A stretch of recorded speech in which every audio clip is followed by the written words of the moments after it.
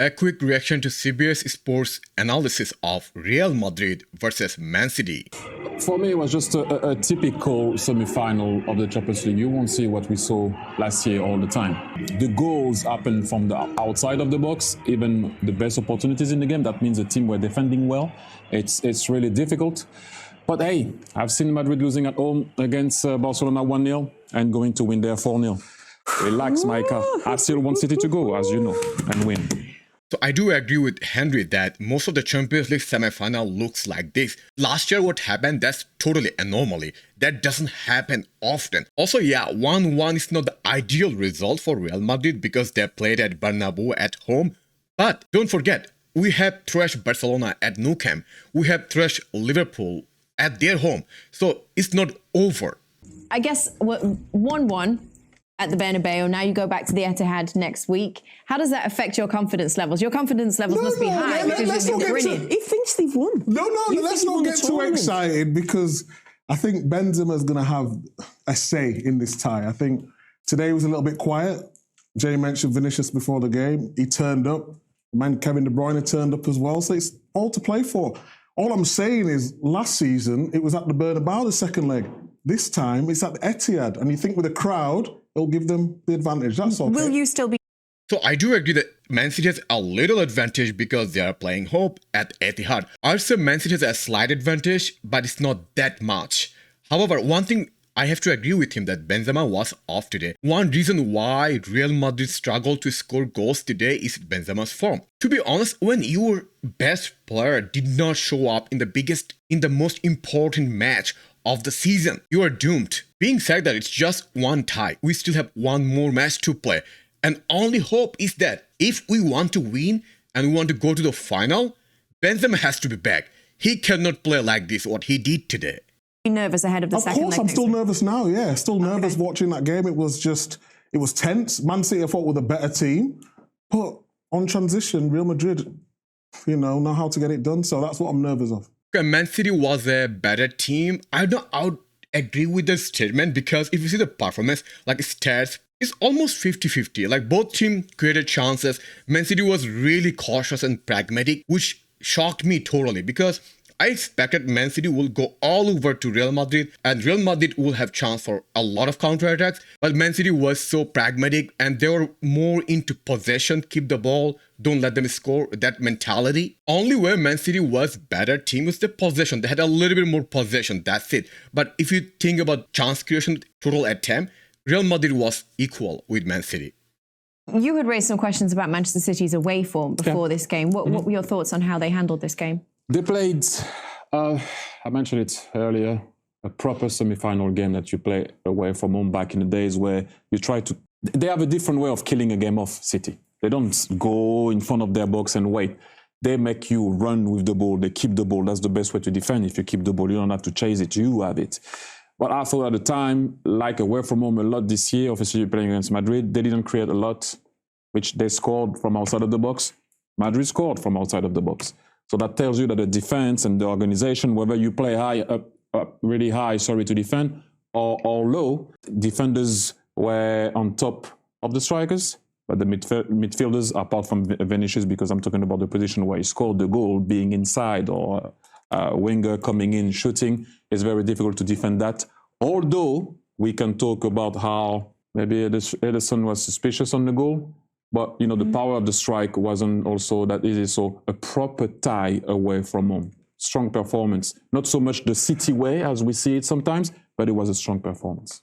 As I already said, Man City played really pragmatic football. They went for old school football. Like people go away match and they just try to not to lose, that's all. They just want to draw and come back home and win. That's exactly what Man City did today. However, I do disagree with Henry that it was a strong performance because almost every pundit said Real Madrid will be thrashed by Man City. Man City will smash them. But that didn't happen. No, I agree with Thierry, and I think Pep Guardiola, we always pigeonhole them as teams always play the same way. But I don't think they do at times. The makeup of Manchester City's changed over the years in terms of the profile of player. And also when you think of what they did when they went to Bayern Munich, now they had a lead from the first leg, and again, that was a performance that we think about, teams that we played in, you go away from home and you try and hold on to that lead. Now, I know they went on to win the game, but it was almost about stopping Bayern Munich as much. I think towards the end of that game, once it went 1-1, I think Manchester City were happy with the 1-1. And again, it's probably not something that we associate with Manchester City or Pep Guardiola, but he's thinking, this is a great result. Let's get out of here. We're 1-1 and we're big favourites going into the second leg. So, yeah, I think it was a really mature performance from Manchester City. We're at the best, but you don't have to be at your best in away games in European football. You need to make sure you're still in the tie by the time you go for the home leg. And that's where City are right now. So I would not personally compare Bayern game with this one, because when Bayern, he's talking about Bayern, that's 1-1.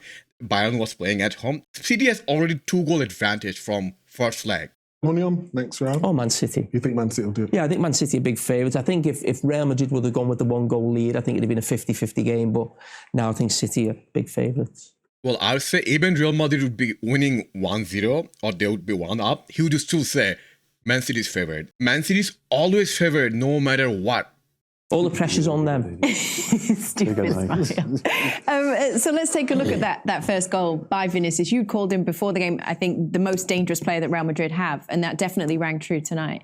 Yeah, and not just because of the goal. I think throughout the night, I think he was possibly the best player on the pitch tonight. Every time the ball came to him, he was really dangerous. And before the goal goes in, I mean, Manchester City had been in a lot of control, really. But as we highlighted at half-time, it's really good football, brave football from Real Madrid to play a 1-2, not far from their own box. But it's Carragher who, to be fair, was alongside Vinicius Junior in terms of being the best player on the pitch. And UEFA has given the man of the match to De Bruyne. In my opinion, Vinicius was the better player today. If you combine both teams, Vinicius was a complete menace today to Man City's defense. Every time he has the ball, is dangerous. He was causing a lot of problems to Man City's defense. And that goal by Vinicius Junior, oh my God, what an amazing goal. Out of this world. So let's talk about the goal that Real Madrid conceded today. Okay, I don't want to take away anything from De Bruyne. That's a fantastic goal. Long distance goal, we know it's amazing. However, we know that how good De Bruyne is from long distance shot. My question is, you can see De Bruyne is free. Why no one is marking him? Kroos and Modric both are looking at him. Why neither of them went to close down De Bruyne? That's what I'll say. From this picture, you can see that Modric realized that, but he was too late to react. So anyway, it was kind of frustrating for me because I wanted at least a win. It could be 1-0, 2-0, 2-1, it doesn't matter. As long as it's a win, I would be good. If we'd be going to Etihad having a 1-goal advantage, would have a little mental advantage. Being said that is far from over. We know that this team can do undoable possible. Things that other team cannot do, this Real Madrid team can do it. That's why they make the history. Now let's talk about a little bit performance-wise, bigger picture. First of all, I was kind of shocked the way we played in first half. The way we were defending against Haaland, that was incredible. City could not do anything, honestly. All they could do is just having possession, do side passing, back passing, that's it. I'd say it's one of the best tactical gameplay from Real Madrid at first half. Now here are some mistakes we did in this match that we have to think about. For example, okay, Kroos and Modric played together. In big match like this, they should not play together. However, they played good, especially at first half. However, you have seen after 60 minutes, once City scored the goal, Modric was lethargic and tired, which is understandable. He just came back from injury. It doesn't make sense for me to play him full 80 minutes. I would say out of 3 midfield players today, Kroos was decent, Fede was decent, only Modric was a little bit off. Additionally, defensively, we have to talk about Rudiger. What an intense gameplay from Rudiger. If you look at Rudiger's pocket today, Haaland is there. Haaland couldn't do a single thing. A player who is the best player right now, he could not do anything against Rudiger. That's how good he was today. Also, defensively, Carvajal was good. Alaba was solid. Again, another phenomenal performance by Camavinga. In fact, for the goal, Real Madrid scored Vinicius' fantastic goal.